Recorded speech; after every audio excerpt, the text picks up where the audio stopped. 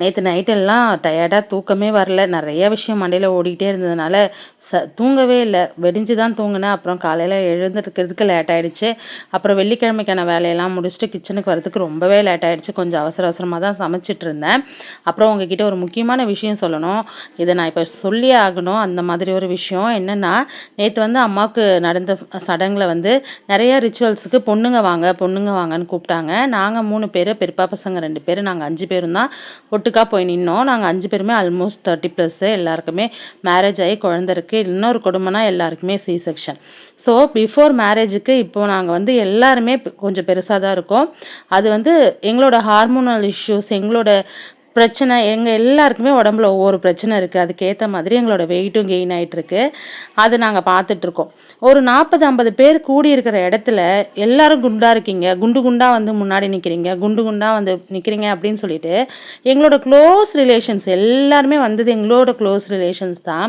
அவங்களே இந்த மாதிரி பாடி ஷேம் பண்ணும்போது ரொம்ப ஒரு மாதிரி கடுப்பாக இருந்துச்சு. அந்த சுச்சுவேஷனில் வந்து சிரித்து அதை கடந்து வந்துட்டோம். இருந்தாலும் அது அந்த மாதிரியான விஷயம் இல்லை. அது உங்கள் ஒய்ஃபாகவே இருந்தாலும் நீங்கள் அதெல்லாம் சொல்கிறது ரொம்ப ரொம்ப ரொம்ப தப்பு. அது 40-50 பேர் முன்னாடி நீங்கள் சொல்லும்போது எங்களுக்கு எவ்வளோ வலிக்கும். இன்னும் எத்தனை காலத்துக்கு தான் நீங்கள்லாம் இப்படியே இருப்பீங்க? தயவு செஞ்சு மாறுங்க, திருந்துங்க. அதை நான் சொல்லணும்னு நினச்சேன். அதுக்கு தான். அப்புறம் வேலையெல்லாம் கடகடன்னு முடிச்சுட்டு குளிச்சுட்டு நானுமே இன்றைக்கி உட்காந்து லாகின் பண்ணுறது கொஞ்சம் லேட் ஆகிடுச்சு. அப்புறம் உட்காந்து ஒர்க் பண்ண ஸ்டார்ட் பண்ணிட்டேன். ஈவினிங் ஒரு 4:30 மணி போல் உட்காந்துட்டே இருக்கிறதுக்கு ஒரு மாதிரியாக இருந்துச்சு. அப்புறம் நேற்று செடி வாங்கிட்டு வந்து வச்சது ஞாபகம் வந்துச்சு. ப்ராப்பராக கார்டனிங் பண்ணுறவங்க கூட இந்த மாதிரி எக்யூப்மெண்ட்ஸ்லாம் வச்சுருக்க மாட்டாங்க. கையில் க்ளவுஸ் எல்லாம் போட்டுட்டு நான் வந்து அந்த 2 செடி நடுறதுக்காக ப்ரிப்பேர் ஆகியிருந்தேன். ஏன்னா அந்த மண் கை நகத்துக்கு இடுக்கில் போயிடுச்சுன்னா எனக்கு அது ஒரு மாதிரியாக இருக்கும். அதனால் வெற்றிகரமாக ஒரு ரோஜா செடி நட்டுட்டேன். இது வந்து பெங்களூர் பன்னீர் ரோஸ் அப்படின்னு சொல்லியிருந்தாங்க. பூ பூத்தா நான் காமிக்கிறேன். செடி நட்ட கையோட அதுக்கு தண்ணியுமே ஊற்றிட்டேன். பக்கத்தில் ஒரு கொய்யாக்கன்று இருந்துச்சு, அதுக்குமே தண்ணி ஊற்றிட்டு, அதுக்கப்புறம் புதினா வந்து வாங்கிட்டு வந்து க்ளீன் பண்ணிவிட்டு, அந்த இதில் வந்து வேறு வேறாக இருந்துச்சு அந்த குச்சியில், அதையுமே நட்டு வச்சுருந்தேன். அதுவுமே அழகாக துளிர் வந்திருந்தது. அப்புறம் இங்கே நிறைய குண்டுமல்லி செடி, இங்கே ஏற்கனவே இந்த ரோஜா செடி எல்லாத்துக்கும் தண்ணி ஊற்றிட்டு, இது வந்து நாட்டு பன்னீர் ரோஸ், அதையுமே நட்டுட்டு தண்ணி ஊற்றிட்டேன். இங்கே வந்து எனக்கு கிடைச்ச ஃபஸ்ட்டு ஃப்ரெண்டு, ஃப்ரெண்டு பக்கத்து வீட்டு ஃப்ரெண்டு. அவங்க வந்து அவங்க வீட்டு மரத்துலேருந்தே எனக்கு பிடிக்குன்னு நான் சொல்லியிருந்தேன். அதனால் நெல்லிக்காவும் திருப்பதி லட்டு பிரசாதமும் கொடுத்துருந்தாங்க. ரொம்ப ஹாப்பியாக இருந்தது. பில்டப் பண்ணிகிட்ருக்க அவங்களோட ஃப்ரெண்ட்ஷிப்பை நல்லாயிருக்கும்னு நினைக்கிறேன். அப்புறம் இந்த நெல்லிக்காவில் இந்த உப்பு காரம் போட்டு சாப்பிட்டா எனக்கு அவ்வளோ பிடிக்கும். அரநெல்லிக்காய் இது விட்டமின் சி ரிச். அதனால் நம்ம சாப்பிட்லாம், தப்பில்லை. என்ன ஒன்று சளி பிடிக்கும், அது மட்டும் பார்த்துக்கலாம். வாங்கிட்டு வந்த கையோட கழுவிட்டு அதில் உப்பு காரம் போட்டு நல்லா சாப்பிட்டுட்டு அதுக்கப்புறம் வெள்ளிக்கிழமைக்கான வேலையை நான் பார்க்க ஆரம்பிச்சிட்டேன். ஃபேஸ் வாஷ் பண்ணிவிட்டு நான் ப்ரிப்பேர் ஆகிட்டு போயிட்டு படைக்கலாம் அப்படின்னு சொல்லிட்டு.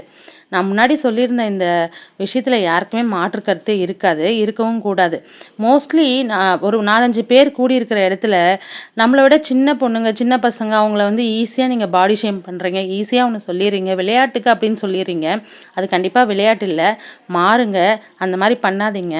ஆக்சுவலாக அங்கே இருந்தவங்க எல்லாருமே என்னை விட பெரியவங்க. நான் வந்து வாய் அடக்கமான பொண்ணுலாம் இல்லை. திரும்ப நான் ஏதாவது ஒன்று பட்டுன்னு சொல்லிவிடுவேன். ஆனால் அது யாருக்குன்னு பார்த்துக்கோங்க. உங்கள் மேலே இந்த பயம்லாம் இல்லை, எனக்கு உங்கள் மேலே இந்த மரியாதையினால நான் அதை சொல்லலை. எங்கள் 5 பேருக்குமே அது டிஸ்கஸ்டிங்காக இருந்துச்சு. அந்த சுச்சுவேஷனை கொஞ்சம் திங்க் பண்ணி பாருங்களேன். நான் ரெடி ஆகிட்டு அப்புறம் உருளியில் பூ எல்லாமே போட்டுட்டு கேசரி பண்ணி படைக்கலாம் அப்படின்னு சொல்லிட்டு, நீங்கள் யாராச்சும் என்ன மாதிரி கேசரிக்கு மஞ்சள் பொடி போடுவீங்களான்னு சொல்லுங்கள். கேசரி பவுடர்லாம் போடுறதுக்கு நல்லதுக்கு இல்லை அப்படின்னு சொன்னதுனால மஞ்சள் பொடி போட்டு இன்றைக்கி கேசரி செஞ்சுருந்தேன். இதுவும் நல்லா தான் இருந்தது, கலர் மஞ்சள் கலரில். கேசரி செய்கிறதுல வந்து எக்ஸ்பர்ட் வந்து எங்கள் மாமியார்கிட்ட தான் கேசரி செய்யவே நான் கற்றுக்கிட்டேன். ஆனால் அவங்க அளவுக்கு என்னால் எப்பயுமே செய்ய முடியாது. அவங்க வந்து எதுவுமே போடாமல் நார்மலாக தான் செய்வாங்க, ஆனால் அவ்வளோ டேஸ்ட்டாக இருக்கும். நான் வந்து சர்க்கரை போட்டு இன்றைக்கி செஞ்சுருந்தேன். அப்புறம் நெய்யில் வறுத்த முந்திரி, ஏலக்காய், பாதாம் இது எல்லாமே போட்டு செஞ்சுருந்தேன். ஓரளவுக்கு நல்லாவே தான் வந்திருந்தது. நானும் எங்கள் மாமியார்கிட்டேருந்து கொஞ்சம் கொஞ்சமாக கற்றுக்கிறேன் அப்படின்னு நான் நினைக்கிறேன். போட்டு வறுத்துட்டு படைக்கிறதுக்கு ரெடி பண்ணிட்டேன்.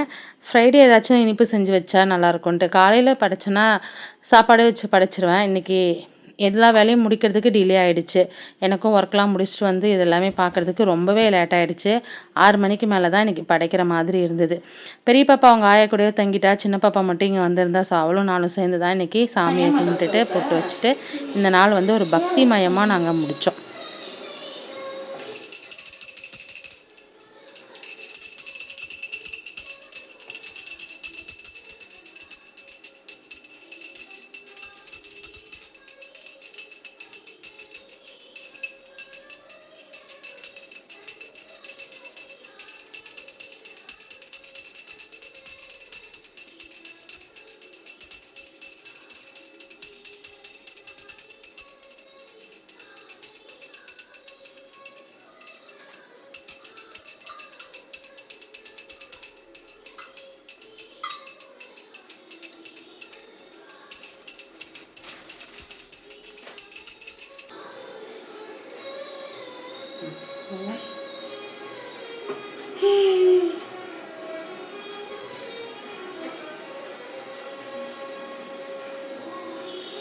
நான் இப்போ நிறைய மேக்கப் பண்ண போகிறேன்.